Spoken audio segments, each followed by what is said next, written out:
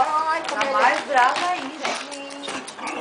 Mamãe, Nossa, dá aquela pau nessa... você ganhou o Rachel? Você ganhou o Tem que Rachel? tirar a pequenininha de lá toda hora. Gente, como é que ela pode? Entro lá, brigo com ela, porque ela vai pra cima da Vocês pequenininha. querem Rachel? Vocês querem Rachel? Por que ela tá com o zoinho desse jeito, Pipica? Olha, gente. Tirou a janela?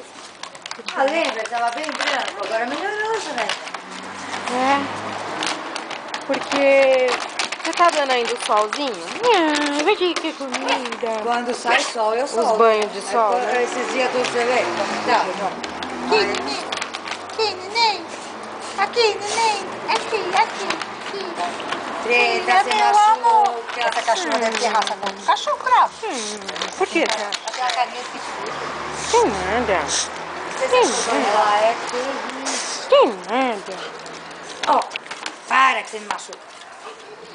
Então, essa ração aí é de filhote que eu ganhei.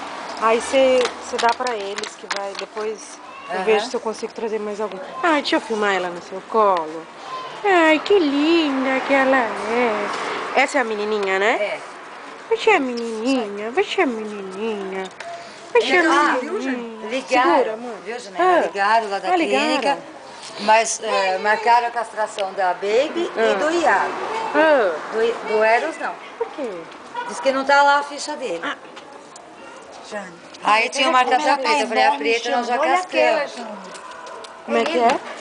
Você falou que a preta já tinha sido castrada. Eu falei, como tava demorando, a preta nós já castramos, né? Jane, eu tenho tanto medo de cachorro. Eu gosto, mas eu tenho medo. Não, a morder eles não mordem, não. Essa é a mamãe. É, mamãe, tira aqui, Jane, que mamãe. Deixa eu tirar. Olha os dentes, Jane, os Tá dentes é grande, Jane.